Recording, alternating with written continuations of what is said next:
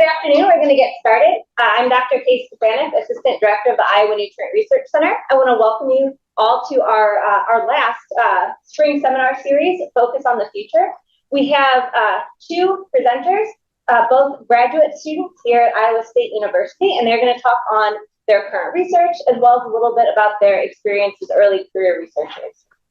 Before we get into the actual presentation, I just have a couple of housekeeping items. The seminar will be recorded and posted on the INRC website for later viewing. We should get that up within about a week.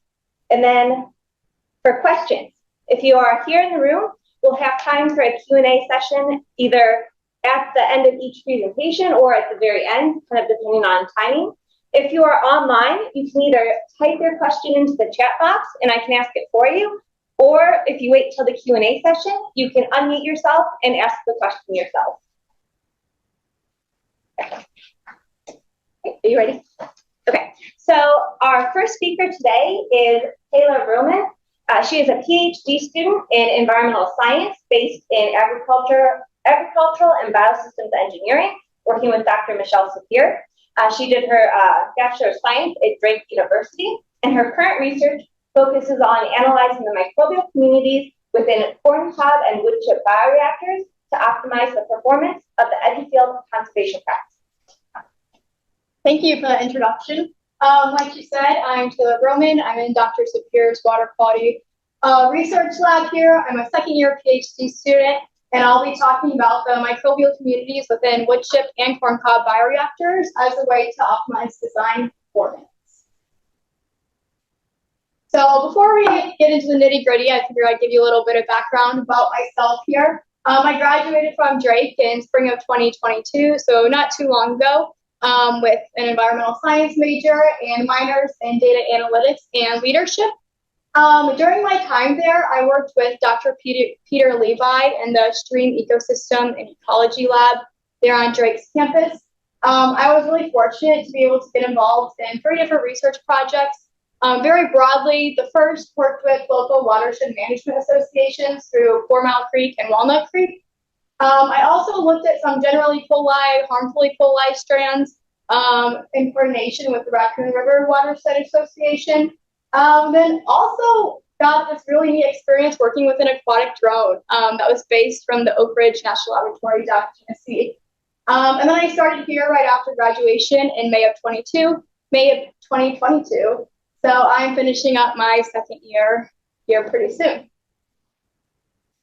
So I know my audience probably has a good background with bioreactors, but just in case people listening don't, they're an edge of field practice that are used to directly intercept tile drainage. So it's essentially an underground pit about the size of a school bus that's filled with wood chips or corn cobs. And so instead of the tile water going directly from the tile into a nearby waterway, it goes through this underground pit, the wood chips or corn cobs acting as a carbon source to reduce the nitrate. The underground makes it an anoxic environment, so there's no oxygen present to metabolize, so it uses the excess nitrate instead, as you can see right there in the diagram. So in order to explain why I'm doing the research I'm doing, I figure I'd jump back to look at some research that has already been done. And I know Morgan Davis talked about the PBR pilot scale bioreactor site back in this series in September. So this is the same site if you were there for that. Looking at the diagram here on the left, you can see each horizontal rectangle represents a pilot-sized bioreactor. So there's 9 of those, originally all filled with wood chips. If you look at the arrow down below, you can see that the water flows from right to left. So the big circle on the end is an outlet. So again, originally all filled with wood chips, and then in 2018, so about 5 years ago, we replaced parts of the wood chips with corn cobs.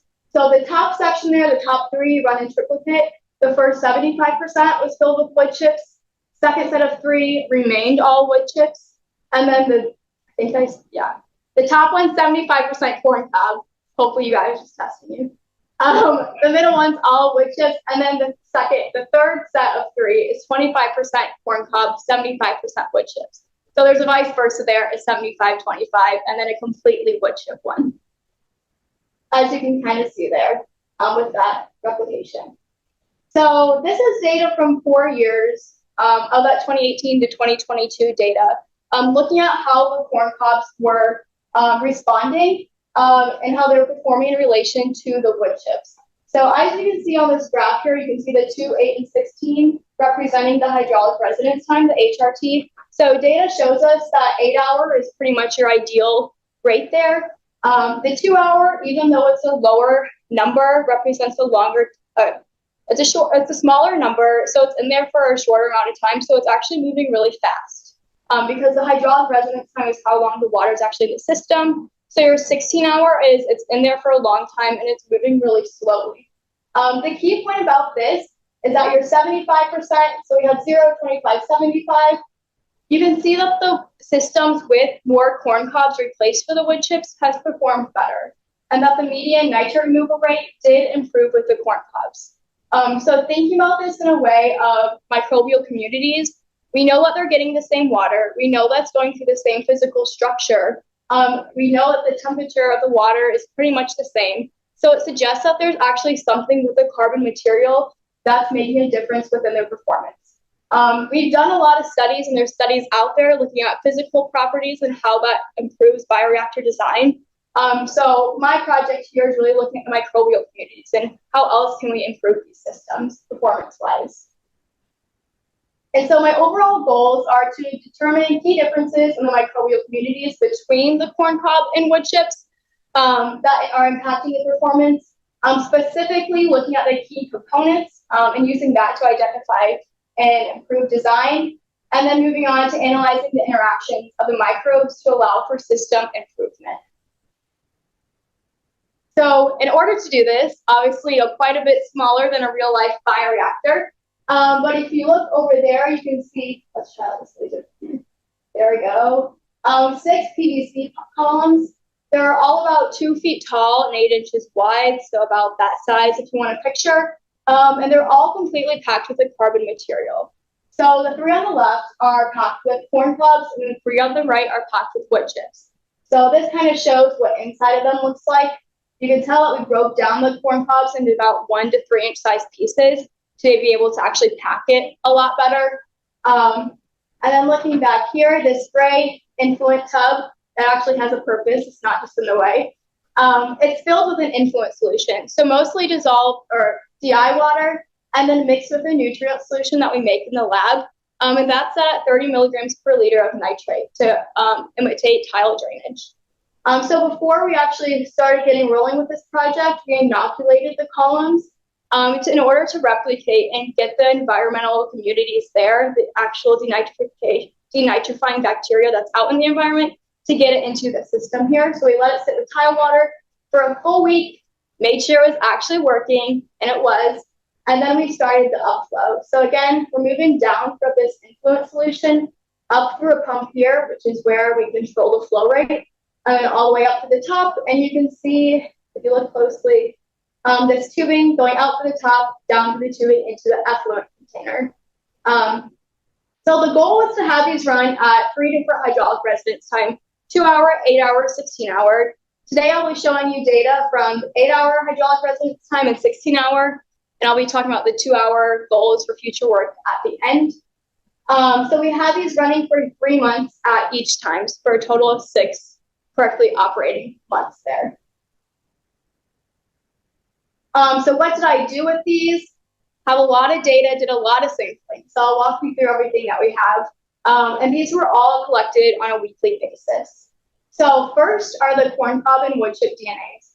So we have them upflow columns. If you think about a bioreactor, they're horizontal. So at first it might seem a little odd that they're vertical. But since we made them vertical, we were able to put a mesh baggie at the top that's filled with ground up materials, whether that be ground up corn cobs or wood chips. Actually ground them up in a coffee grinder. And we did this because, again, we're trying to look at the microbial community present. And if you think about the physical structure of a wood chip, the inside of a wood chip probably isn't going to have much DNA, much denitrifying genes going on versus scraping out the sides like we've done in the past. So by grinding them up, we have increased the surface area, and it'd be a lot easier to look at the microbial communities there. So we're able to take the caps on and off every week to do that sampling.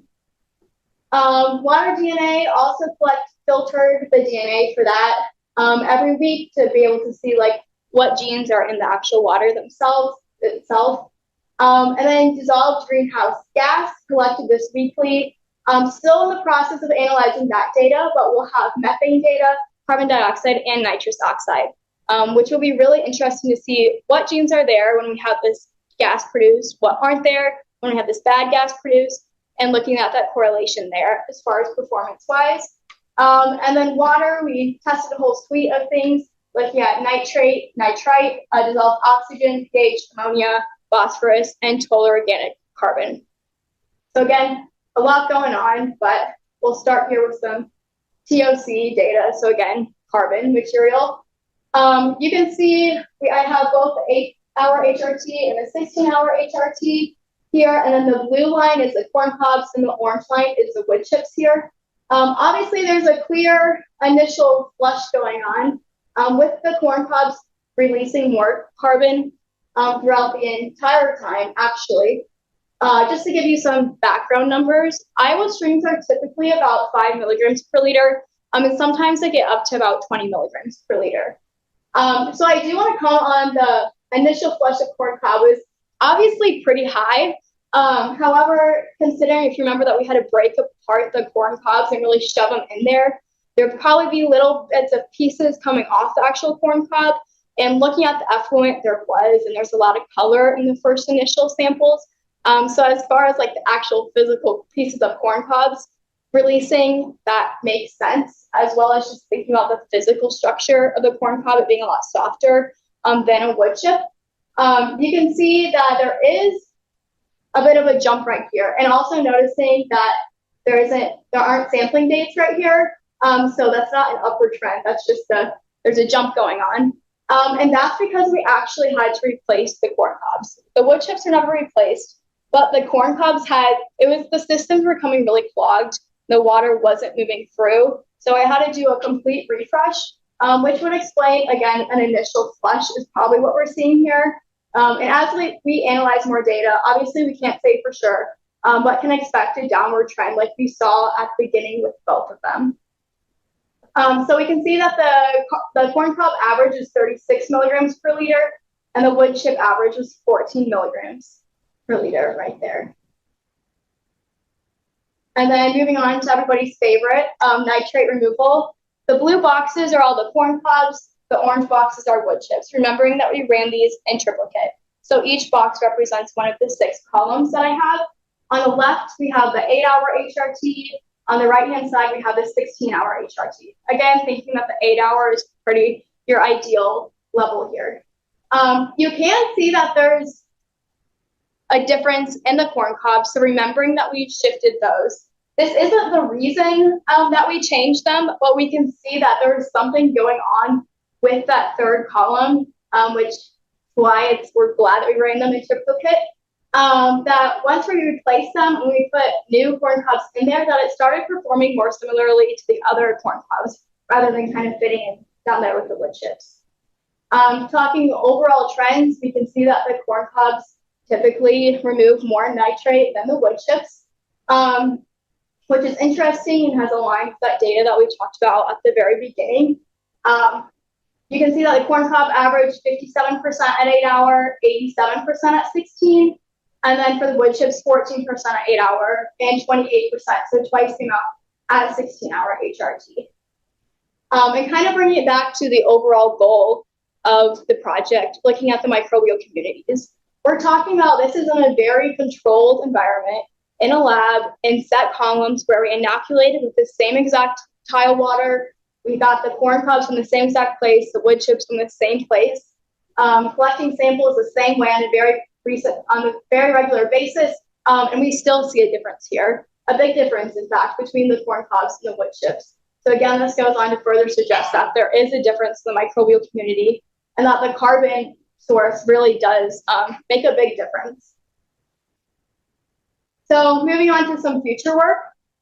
So these were the corn cobs after I dumped them after the 8-hour. So looking at that first one here, you can see that that's straight out of the column and they're all pretty much stuck together, which would explain why we couldn't get water to actually pump through. And if you remember the first corn cob, the first column, I mean, it removed nitrate pretty well. And I also noted it smelled really, really bad, which is interesting, especially compared to the third one. You can see that they're kind of falling apart, and it didn't smell at all. So that suggests a lot of future work as far as what is this fungal activity going on. And then looking at other papers that this fungal presence, it is a common observation. So whether we do some DNA analysis with that to see what is the result of, does it indicate something with denitrification or other processes going on, is an interesting one. The second one, you can see they kind of stuck together, but I guarantee they did smell pretty bad. So, and then talking about dissolved greenhouse gases. So you can see in this picture here, we had to add this top vent. And you can see this little purple sampling vent, a stop valve. And you can also tell that the top of the column looks like it's expanding quite a bit there. So I had these running for about a year. And if you think we have 6 months of data. So it took quite a bit to get started because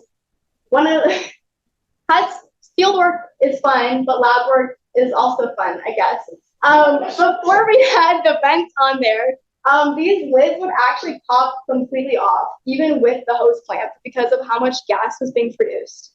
Our best guess is that it's carbon dioxide from the initial decomposition of the corn cobs, because it only happened with the corn cobs. And even here, you can tell that they're puffed up a lot more than this third column, which is the one that wasn't performing as well, which is really interesting. So we added those vents on there, taking dissolved gas samples, still in the analysis stage. But there should be some really interesting data there that I'm excited to take a peek at. And then also, again, the DNA in the extraction stage, looking at the key denitrifiers that are actually there. When they're there, how does it correlate with the bioreactor performance, and how can we use that to further improve bioreactors? And then also the 2-hour HRT. Again, when we started this, we wanted to have data along the 2-hour, 8-hour, 16. But the size of the tubing going into the system didn't allow for that fast flow. And also, I would have had been filling up that 45-gallon bucket multiple times a day, dumping the water multiple times a day. So maybe that's a summer project where we have some help running for about a week or two. That's the idea there. Science doesn't always go how you plan, but would be really cool if we get it to work. So with that, I will take any questions.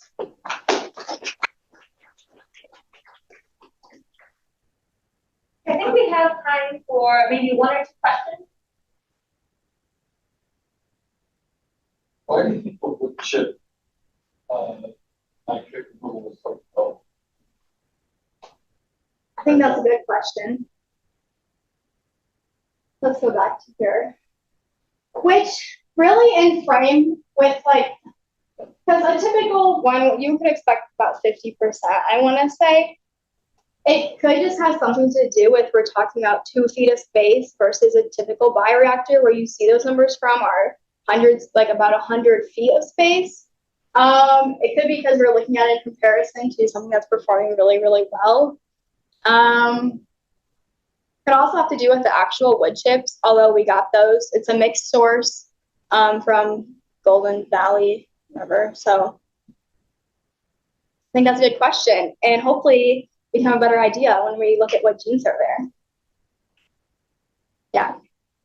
This might be a really dumb question, but I'm just curious, is there any potential for leaching off of the material? This is what we've really done, is BT, is that something that would leach out of a corn cob, or is there a systemic insecticides that would still in that and to shoot that into?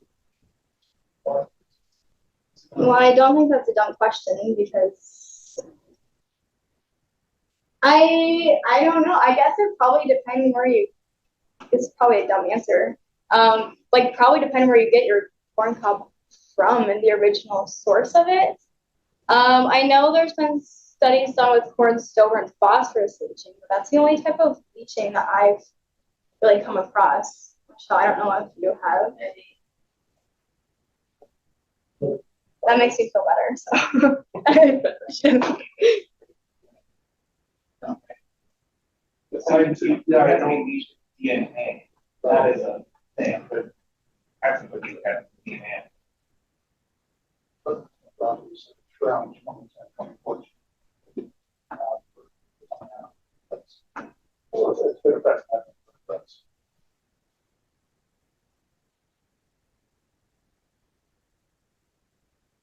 Thank you for the suggestion. I think we still have time for maybe one or two more questions. If anybody has. Did you dump out your wood chips? Not yet. Not yet. They're sitting there in case we do the 2 hour. So that way we don't have to go through the whole packing and inoculating. So you can't tell me if they stunk or what they look like. You can go find out if you want. Just goes in there. The corncob smelled really bad though. We had to leave the door open and everything. I think Leanne said, Taylor, if you start feeling a little faint, just step out. Science, I wanted to know if they. Have you looked at potential for preferential flow paths, adding a diet? Preferential flow path through the. No, but I do think that would be interesting, even especially with the quicker rates. And again, like looking at big corn cobs, like was there something going on that one of them got stuck and the other ones didn't? And at what point to get stuck and how long was it getting stuck in certain places for? So I think there's stuff. Yeah, we've done tracer studies out of the pilot scale reactors and had some pretty positive results of the hydraulic properties relative to the wood chips, but this would be easy for us to do, Taylor. Yeah. That's a good idea. With the fungus you saw, do you know if that could potentially impact your carbon availability or the kind of ratio between labile and recalcitrant? Prob, my gut says yes. I don't know for sure, but I mean, even just like looking at this and seeing the flush, I would be interested to look at just the third columns, TOC and the carbon through time to see if maybe that was lower. Now, like say that, I'm not going to done that. But that could be interesting because if there's a lot of carbon available in the first one, that could play a role in why A, it performed better, and B, why there's so much there. Well, thank you very much. Continue to-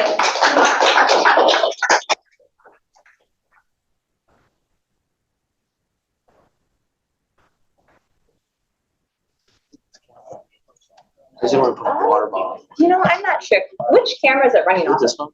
Okay, I just want to put my water bottle.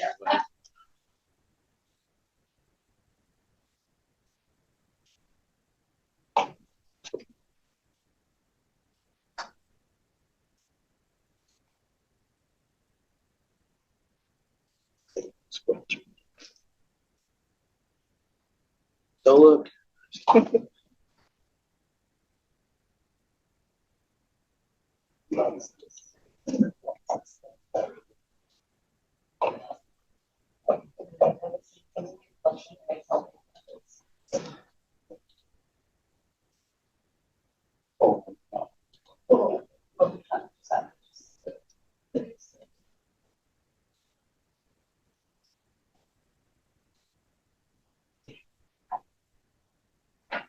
I don't want that there, though.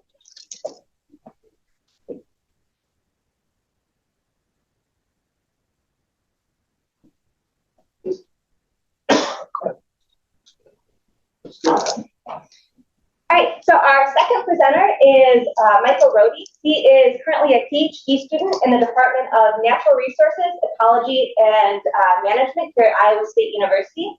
He received his Bachelor's of Arts in Science from the University of Nebraska-Kearney and his Master's of Science from Purdue University, Fort Wayne. His research seeks to inform a co-beneficial framework by investigating how water conservation strategies and working lands can also improve the landscape for terrestrial and semi-terrestrial animals in Iowa. Great, thank you. I do go by Mick. Michael is my legal name, but so full disclosure in the chaos of the last couple of weeks, I totally forgot that I was supposed to talk about my early career as a scientist. But I might try to rush through this a little bit. I'm going to put a timer up so I can meet that. And maybe I'll talk about it at the end a little bit. So anyway, so the seminar so far looks like it has a lot of really good stuff. But I wanted to have a kind of a little bit of fun way of thinking about the seminar series and thinking of it as the book of water. And what is the story of water? So far, the story has been, with all of these talks, water quality and nutrient reduction, which, that's why we're here, right? And everybody so far has been the storytellers of the book of water. So today, what chapter am I going to add to the book of water? Of water and wildlife. I like to add this picture anywhere I can. It's in the Santos, Nebraska, if anybody's been there. It's really close to my hometown. But the reason I chose the title that I did is because it's an ode to Paul Arrington. Does anybody know who Paul Arrington is? Perfect. So he was a professor here for a long time. He was actually the first lead of the co-op over at NREM for USGS. Kind of a fun fact, he did his research in and around Iowa and like the Prairie Poplar region. This canoe is actually over in Science 2 hanging up, so that's kind of a cool little thing. But he wrote a lot of books. He was a very prolific writer, very prolific researcher. He was a contemporary of Aldo Leopold. But he always followed, not always, but a lot of his books, a lot of his papers followed this nomenclature of predation and life, of wilderness wolves, and of men in marshes. So notably, of men in marshes had a really huge impact on me when I was an undergrad, when I read it. And so that's the kind of the framing that I want to do for this talk. And so the 10,000 foot view of this book is that water was here long before us and it will be here long after us. But while we've been here, we've had a significant impact on water. And so because of that, we have to establish this legacy of conservation to protect it while we're here and while it's after, while we're not here. So a little lead up to, or a little background to this study. Across the Midwest, and again, not trying to make a boogeyman here out of agriculture, but this trend of homogenization and intensification of agriculture across, the world, but here in this figure from the Midwest, if you look at the blue, it shows that 50 to 100% is the majority change over the last almost 200 years in the Midwest. And so what are the precipitating effects of this trend of homogenization and intensification of agriculture? Well, the whole reason we're here, there's water quality decline. So just a few papers on this. Anthropogenic land use changes and usages have contributed to algal blooms and microbial shift in water bodies. I really enjoy this figure here, just showing all of the inputs into it, making these algal blooms happen, tile drainage, leaching, all this. This is another really good figure. It's a little from a little bit of an older paper, but it shows over like a 100-year period, nitrate concentrations increased across the United States as well in a very profound way. Getting back to that, a couple slides ago, harmful algal blooms are connected to human illnesses and animal deaths. So all this is to say that declining water quality has these precipitating effects across the United States, across the world, across the Midwest. And this is just an image of some of the things that can be caused by this.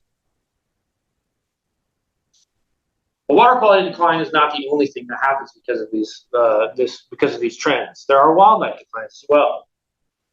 I don't want to hang out on this a whole lot, but this is just a figure showing that a lot of species are in trouble. And this is not to say that agriculture is the sole cause of this, but it's contributing to it. Showing, I also don't want to get to the politics of the sixth mass extinction or anything like that, but it's just showing a lot of species are not doing well. And again, just to harp on that point a little bit more, landmark works like these on amphibians have become because of this. Papers like this because on the sixth mass extinction for amphibians. Papers like this on reptiles. Papers like this on insects. Papers like this on mammals. Papers like this on birds, and I had to include this one because it's on every bird talk ever. And so these two things are kind of living separately conceptually, but are both being contributed to by these trends of agriculture, and they've kind of lived mutually exclusive of each other, like I said, philosophically and conceptually. And the solutions for both of these have also kind of been on both sides.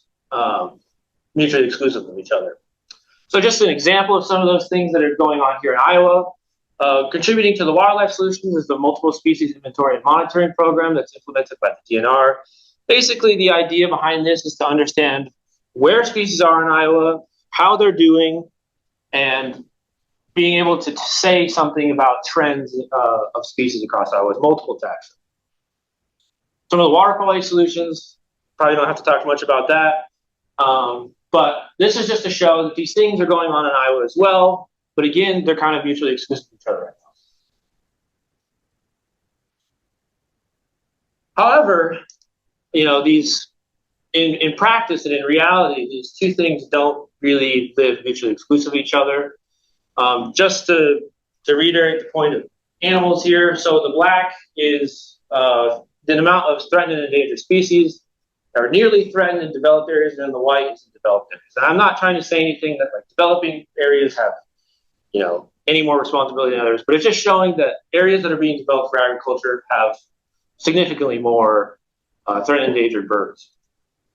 And again, just to reiterate, agriculture has been a threat to declining grassland birds. So just to harp on that point, that these two things do not live mutually exclusive of each other in reality. So their solutions should also not live mutually exclusive of each other. So my goal for today, that's me, this is my project. That's for my master's. That's like my favorite landing source for master's, so I include that anywhere I can as well.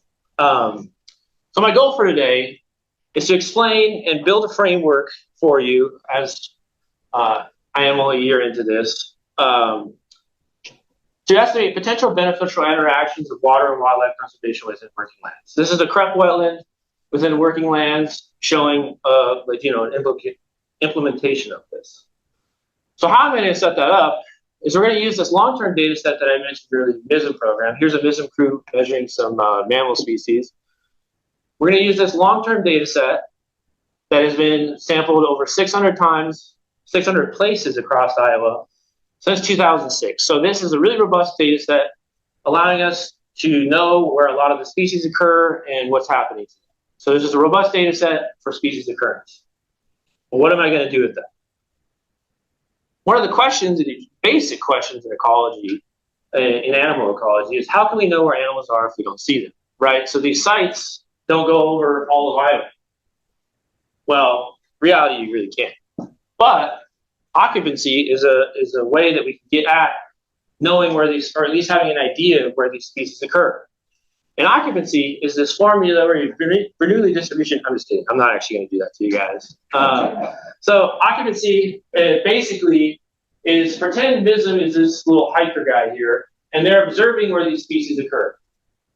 Now, what we ideally want to do is measure the ecological processes that are driving why those species are in these squares and not these other ones. And then we're able to predict back out onto the landscape, saying this square has, you know, grass and this amount of rain that this rabbit likes. And it actually gives you a probability of if that species is going to be there or not. So the ecological processes that I'm going to measure for this talk are from the Iowa High Resolution Land Cover, that's from 2009. The reason we choose this one is because it's at a 3-meter resolution, which may allow us to get at some of the more complex ecological processes going on. And how I'm going to actually measure that is, if you remember where all those sites were, that's this MISM site right there. And I measured this 1,000-meter radius buffer around each site. And I use this R package called Landscape Metrics, and it measures various landscape features, such as mean patch distance and percent land cover. Now, what mean patch distance means is just what is the closest distance between this patch and that patch of grass. And so what that actually kind of gives you an idea of is how connected is that area. So how close are the trees together? How close is the grass together? How close are the houses together? And then the percent land cover is pretty straightforward. It's how much grass is in this buffer, how many trees are in this buffer. So those two measures kind of get at both how connected the habitat or the environment is there, and how much of each land cover type are in that environment. So ideally with this, we're getting at what's driving the species occurrence at this site. And for simplicity, I reclassified each one of these because there's quite a few here into these. So all grass into one, all crop into one, all forest into one. Yeah. As for occupancy, I use this package SP Occupancy, and it's an Bayesian framework. And the reason I chose this is because it handles spatial autocorrelation. And, I said earlier there's a really good spatial heterogeneity across sites. However, there are still areas where all of these sites occur in a really high density. And the problem with that when you're trying to model where a species is these might actually overstate where species occur because they're closer together. So then it's going to say that whatever occurs in those areas is more important than maybe what occurs in these farther apart areas. So all to say that this deals with autocorrelation, so it gives you a better idea what actually is driving species occurrence across all of the sites. So why care where species go, if not to be able to tell into the future, ideally or potentially where they're going to be?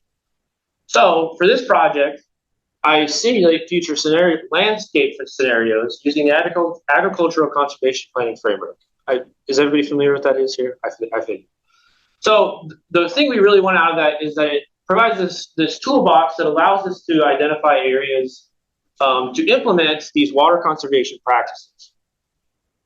And the benefit of that is we're able to test different types of scenarios, different types of water quality conservation practices, and we'll be able to predict out onto these different landscapes to see how it is either, ideally benefiting or, just what's the response from the species on these different potential landscapes. So just an example, this is 2009 Iowa, just a snapshot, and we're going to implement the crepe wetland. So that's the change. So it shows you that where once there was crop, there's going to be now wetland and grass around it. So it's changing the landscape. So predicting back onto it, if a grassland bird occurred here, and then I predict back onto here, ideally, or in theory, it's going to have a better chance of being there with the increased grass. Also, into the future, this is a little side note. If you notice the red there, that's a house. So I'm flooding the house the way that it's going now. So I'll have to think about that in the future. Unless we want to flood some houses. I don't know if somebody wants to do that. So predicting back on a landscape just kind of looks like this. So the idea is where the blue is low and where the red is high. So when I predict back out onto these watersheds, I'll have an idea, an actual probability, a statistical probability of what the likelihood that X species is going to occur there. And so I'll be able to have iterations of scenarios and to see what or how they respond. And so this is just a little case study I did for this talk. I used the big creek watershed, which I actually had up here, which is just to the southwest of us. And I implemented 100% crepe wetlands across the entire watershed, which was a total of 38 wetlands and a total of difference of 198 hectares of grass and 81 hectares of wetland. And I actually used amphibians and reptiles because that's kind of like my focus species in my career. And I used 11 species of greatest conservation need, just kind of picked them out of the hat. And so this is just the workflow. So I put those species in the ecological processes of the SP occupancy and then predict back out onto these two different landscapes, how it was in 2009, and then how it was potentially with these wetlands back on the landscape. And no, I'm not shouting out a frat here. This is just a change in the occupancy size as a symbol for occupancy. So the results, this is another crepe wetland, or cleverly, so the story goes, because the book of water. Unfortunately, not a lot for this case study. Again, when I said earlier that you have to get at what ecological processes are driving the species. Unfortunately, so far, what we have extracted is not telling us what's driving these species, but what this is showing you is the change in occupancy probability for each one of these species across the two scenarios. And if anybody knows anything about distributions, these are kind of wild. And so the models are actually having a kind of a hard time converging right now. But the big thing I want you to take away from this is going to be moving forward, kind of the currency of the project. I'll be able to say per species how each collection or how each individual water conservation practice, such as riparian buffers, bioreactors, whatever, what have you, will affect that species. Right, yeah, I forgot the slide is up there. So moving forward, I need to think pretty hard about how I can remotely sense covariates that are driving the species distributions. And perhaps, even changing modeling frameworks. Like we're using SP occupancy because it's kind of the hot new thing, but maybe moving forward, there's a lot of people that are using, here I go into it here. So there's kind of three flavors. I mean, there's more than that, but there's like linear models, just like pretty simple, simplistic, which is actually what SP occupancy is based off of, which is regression modeling. There's also joint species, but then this machine learning is kind of a new, not necessarily new, but it's kind of what a lot of people use for these big distributions. And so moving forward, we're kind of thinking about using these machine learning algorithms, which are nonlinear, which would allow us to maybe capture some of those more complex ecological processes that are driving these species distribution. I have a lot to think on where this is going, but this is kind of the direction we're going right now. Oh, yeah, I do have the slides. So this is an AI-generated book of water picture here. I thought it was appropriate to add here. So the story from the book of water is still being told, as it always will be, but my chapter is still being written and observed. But what I really want you to take from today is this framework that will be able to inform new working land conservation paradigms. The human population is increasing. We need agriculture, but we also need to find a way that we can, not decimate species and like live within this co-beneficial framework where both water conservation can benefit water quality and benefit species across the board. And again, potentially we'll be able to estimate species-specific impacts of all these practices. So, if one practice is more beneficial to more species, then implementing that more often, thinking about things like that rather than just how can we help water quality.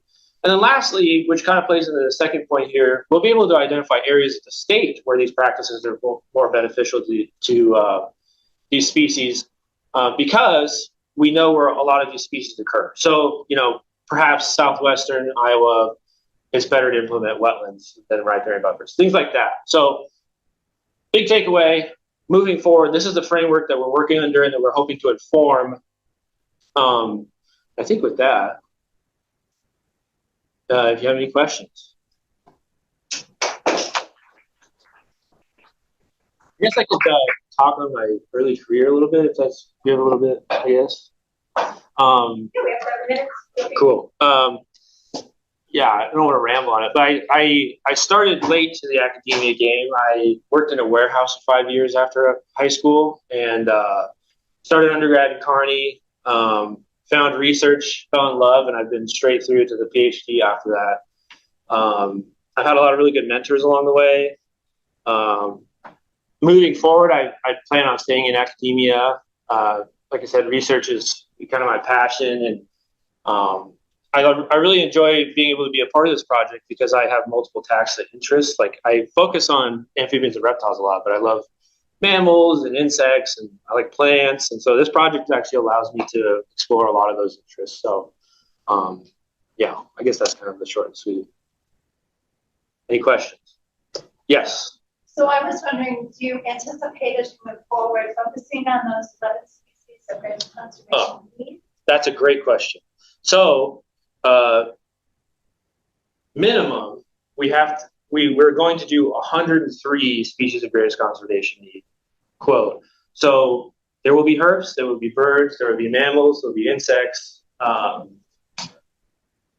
What the mixture of that is still to be determined because we need the occurrence data on it. We'll have to have enough of that to choose that species. Yeah, so ideally we do more than that. Once this gets rolling and we have the framework, we'll be able to kind of like push out a lot. But yeah, 103 is our goal. Yes. Thank you for a great presentation. That was my turn to ask really dumb question. You said that. Oh, perfect, yeah. How do I think about this in context of I build a wetland, there's 1. 10 other people around me build a wetland, there's 11. Is there like an interactive effect where I need to hit minimum thresholds or? That's a great question. Yeah, and that's so that the occupancy framework that we originally went with, the SP occupancy, it includes factors of spatial decay and temporal decay. So it would be able to kind of get at some of that. But like I said, unfortunately, it's not really outputting anything. But like, so, you know, there's like the idea of like source sink populations, things like that. And like that would also get at that. Being like, you know, just because this one area has a ton of grass, if a grassland bird is, like, the bird's one a good example. A grassland snake is 100 miles away. It's not going to predict that it's there because it's so far away. So yeah, the concentration is a big deal, but also like distance, things like that are come into play. I don't know if that was kind of rambling. Yeah. No, that's helpful. Yeah. Way outside things I know. So. Prohibition adoption scenarios, that could also be part of that. Perfect. Yeah. So that was, so for this, I just did 100% wetland implementation just because it was a case study. But, you know, to be able to say, you know, helpful things, we have to think about what's the actual adoption rate of these different practices. And so that we have a lot of thinking to do on like what future scenarios we're going to have and like cost and things like that. Yeah, is that kind of what you're talking about? Yeah, I mean, he modeled like, if we built a refresh wetland. Yeah, right. Like, Yeah, certainly. But we also recognize it's not. And you can't flood houses. You can't flood houses. So we're gonna model, like, in addition to all the different species, we're also gonna model like different adoption scenarios. Yeah. Like 20% of farmers adopt riparian practices, like my farm, or 20% of the crop wetlands farmers. Yeah. That's kind of an we expect, if we can parameterize this effect, that's what they're saying. Like currently we're struggling to parameterize what we know these organisms do. Yeah. Statistical models to reflect what organisms do. If we can get these, if we can parameterize this effect, we would expect like nonlinear responses to adoption. That's what they were saying with the other parts. Yeah. Yeah. And like another interesting thing with that too is like you'll be able to say, you know, if 50% adoption is the greatest thing ever, you can like say like we need to like really work on this in this watershed to reach this benchmark, things like that. Yeah. So there's different scenarios, but I still have a lot of things to do on like what's realistic, what's probable, things like that. But yeah, that's the future scenarios I was kind of alluding to. Yeah.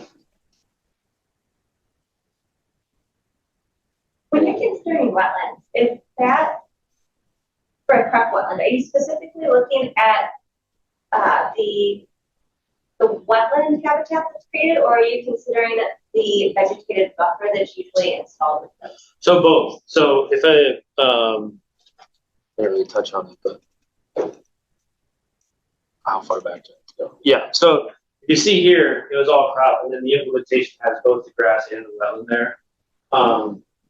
But just kind of on that topic, like this is just the way I have it now is assuming every wetland is the same all throughout Iowa, which is not true at all. You know, this is only capturing. So thinking about a lot of what makes a wetland is actually going to be kind of difficult. And like, I think that's probably one of the problems that we're having now. It's like we're considering all wetlands to be the same, but a species does not really think that. You know, there's all kinds of. Anyway, that's rambling again, but yeah. So we are considering that, but you know, wetlands are different. Yeah. Somebody else has got a good one. Come on. What about all the other water quality practices that aren't specific to habitat type of crop? How would you fit that in? That's a really good question. Because the way the project is framed currently is it's like working with the ACPF. But I think like if we get all this stuff out of the ground, I don't know why we wouldn't be able to like think about that kind of stuff of like a maybe like a middle ground instead of like crop or yeah, that's a really good question. Yeah. We are at time, so I want to again thank both of our speakers today. Appreciate you taking the time to talk about your research, and we have a mug as a thank you. Oh, cool. Thank you.